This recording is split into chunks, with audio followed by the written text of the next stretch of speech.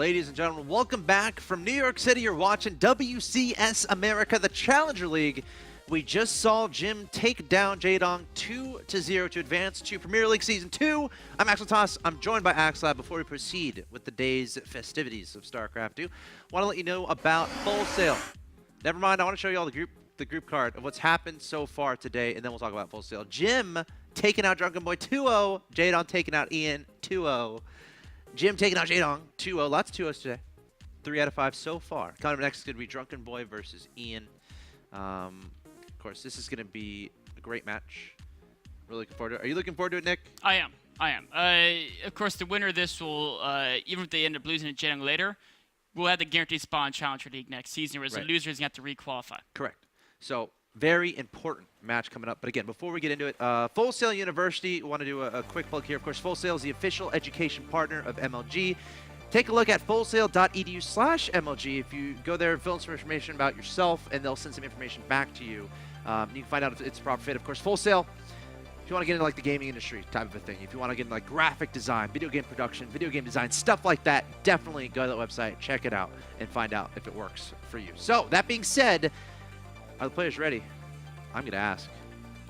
So the first match is going to be Belshire Vestige. Yes. And one thing to note is Ian has so far not done so well against Terrans in WCS America. He's lost to Xenocider and he's lost to Major. Yes. And I think those are only 2 Terrans he played. Both those were 0-2 losses as well. Now, those are both great players, but Drunkenboi has shown some great play as well. So of course, I mean, he did lose to Jim, but who doesn't lose to Jim? Jim is really good. He is. So I actually am a little bit worried for Ian because even while Drunkenboi lost to Jim, his early harass actually did some good damage, at least in the first map there. So that's his trademark. Drunkenboi is as crazy with his early draw play and mid-game draw play, and late game he's still doing draw play. And Ian's gonna be hard pressed to really just stabilize his basic, several basic economy in the opening. All right, we'll see what happens here. I feel like this could definitely go either way. Your Red Zerg player in the bottom right-hand location. He hails from Taiwan and represents Team Yo Ironman. He fell in his first match today to Jaedong. Now he's going to try to get a rematch against him in the final match of the night. He is Ian. And his opponent in the top left-hand location, your blue Terran player hailing from Canada and representing Team FXONA. He is Drunkenboi. Terran player. Loves his drop play. He does. Loves his drop play. Very exciting player to watch. He loves Hellbats too. Yeah. Absolutely. Which is, I like Hellbats as well, so it's always fun to watch him play.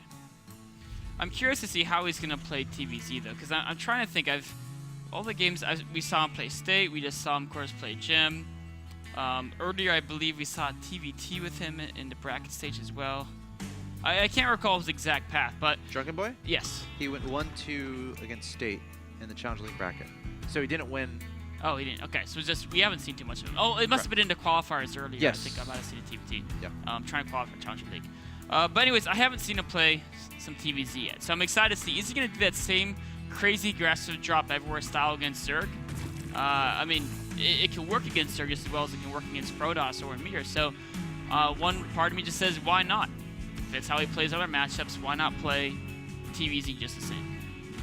Drone Scout coming forward here from Ian, though he decided not to venture into his opponent's main, which is interesting. Just spotted the barracks in the supply depot and then decided to back away. I mean, that's all he needs to see. You don't think getting a gander of the gas would be nice? He probably assumes it's a Reaper opening. Okay. It's really a question of, does he want to be 100% sure it's not some weird 2-gas opening, which is exceptionally rare, or would he rather keep the drone alive? Because if he wanders in, of course, Depot comes in behind it and the drone dies. Yeah. And it looks like the drone was given that decision, and the drone, being a selfish creature, decides to return home and go back to mining. I would say more efficient than selfish, maybe. Okay. Is that fair? Yeah. Oh, the SCP getting surrounded, shouting Hodor, but not going to happen.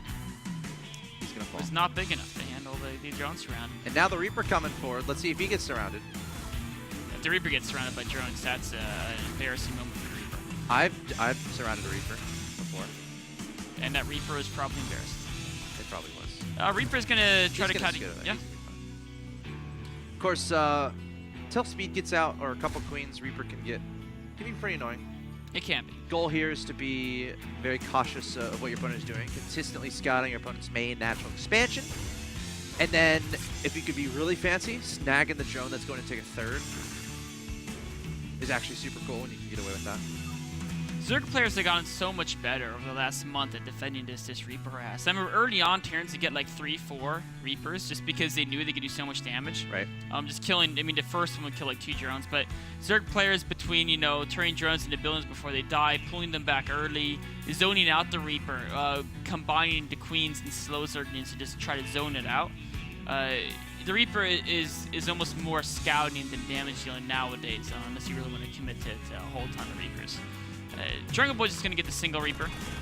His next gas going to get that Armory and Factory. But the Factory has a... I think he's going to switch it over onto the reactor. Yeah, and switch probably. the barracks over to the tech lab and make stim on the... You know, getting the overkill is pretty nice.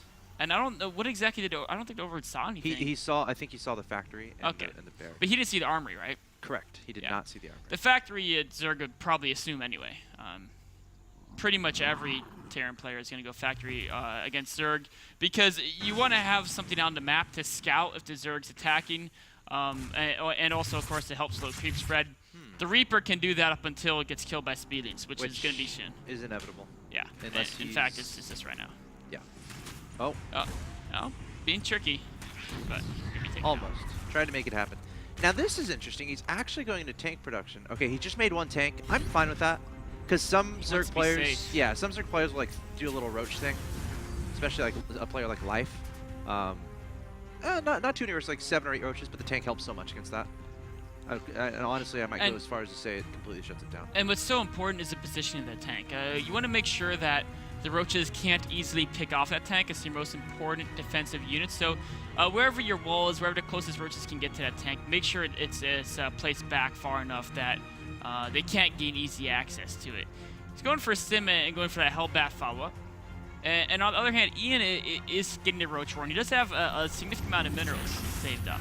And supply. Yes, so we're definitely going to see some roaches. Is it...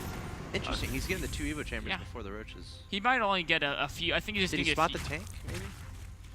I don't know if he spotted a tank. I think he's just getting defensive roaches. And, okay. I mean, the question is why didn't he get the Evo chambers a little earlier? Don't know. But just the way the build's going. Actually, 9 roaches. I thought we'd see 4 or 5. 9's a kind of... It's something you're aggressive with. Yeah, generally. but the timing of it's kind of weird because it's almost... At this late in the game, 9 isn't really enough to do a lot of damage. But it's also more than you need to just defend drop play. Now, when your opponent starts moving out like this, like we can see that there's a little bit of move out, if the Zerg can spot this, then they want to start making more roaches or more speedings. This is actually cool. He's using the Hellbats not to drop, but to keep speedings at bay from the army. This is the push that always kills me. Yeah, I don't think it's going to get through roaches. I mean, Ian saw, so we're going to see more roaches being built. Baneling Nest just now in production. Oh, he's supply block. Okay, no, he's not. Okay, yeah, good. Sorry, just for a second there. Actually getting speedings, not roaches. Did he see the 4 Hellbats? He should see it now. He needs to bring all his roaches together, which is exactly what he's doing. Okay, 5 more roaches in production. Queens help out a lot too here. Does not want to lose the Evo chambers if possible, but looks like one of them might go down. Wow, this is actually a really crafty push here for Drunkenboi. Ian just doesn't have necessary units as of yet, but now he's going to try to engage with the Lings. The Lings just going to singe away to those Hellbats. The Roach is trying to target down the tank and going to back up, waiting for more reinforcements. 20 more Lings in production. 1 more Roach just popping out and going to be engaged, so he is going to clean this up. Yeah, he has enough Roaches now. I was a little surprised he didn't make those Roaches as the army moved out. But he's going to be fine here. And you know, this was a 2-base push here. Actually, wait, there's another medevac. Is there a drop at a 3rd? Oh, it's going into the natural.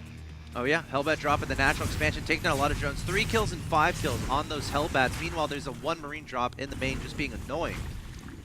And this should eventually get cleaned up. In fact, you can just pick up the Hellbats and go find those drones even and try to drop it on top. Or the drones can just this whole speeding is just like watching the Marines shoot overlords.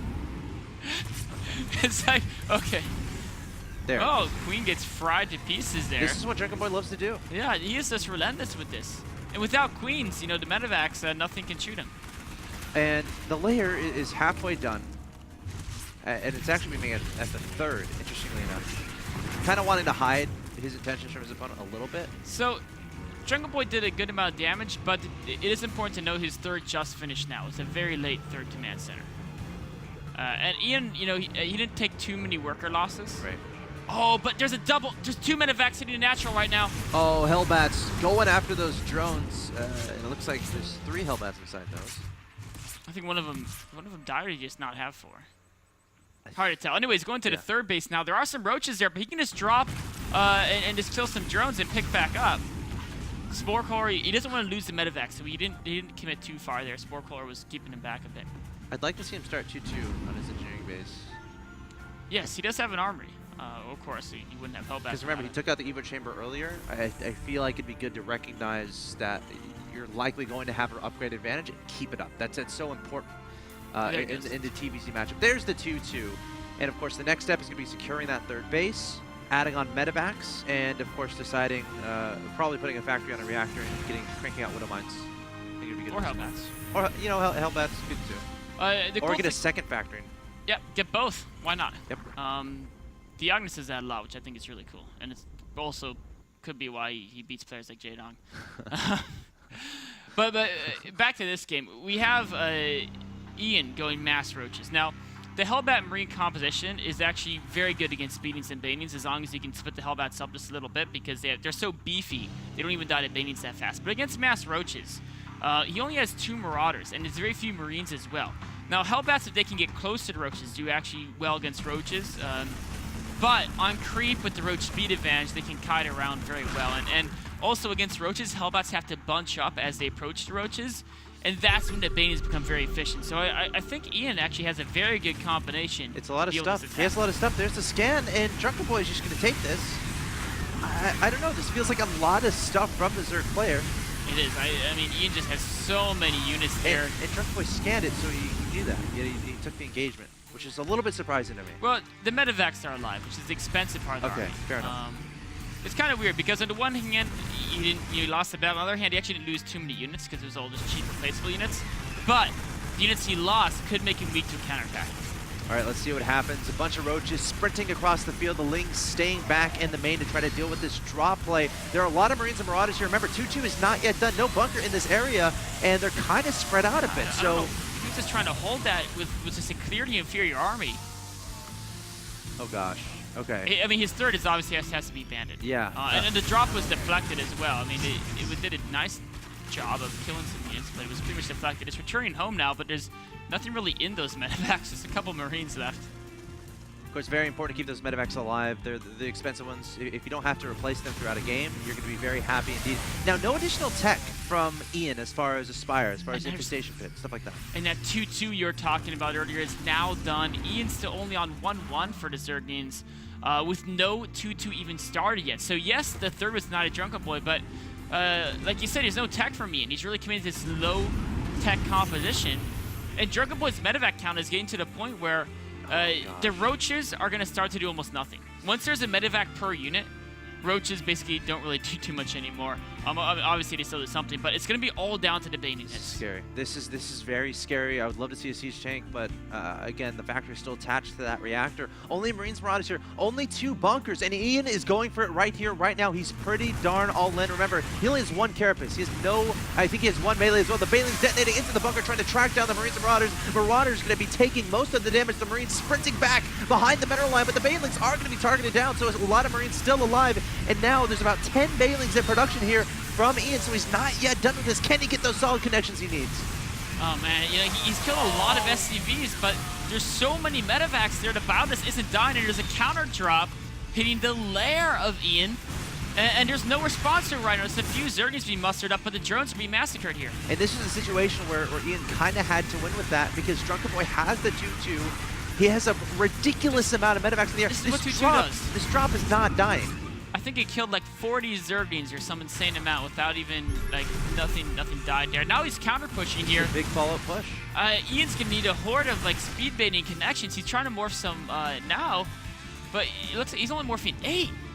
8's not going to cut it, man. And there's a Hellbat in there, too, and even a single Hellbat or two against a predominantly speedly-based composition are going to work wonders. Leave the Marauders in the front, peel the Marines back, let the Marauders take that damage. This is exactly what's going to happen, and there's nothing that kills this right now.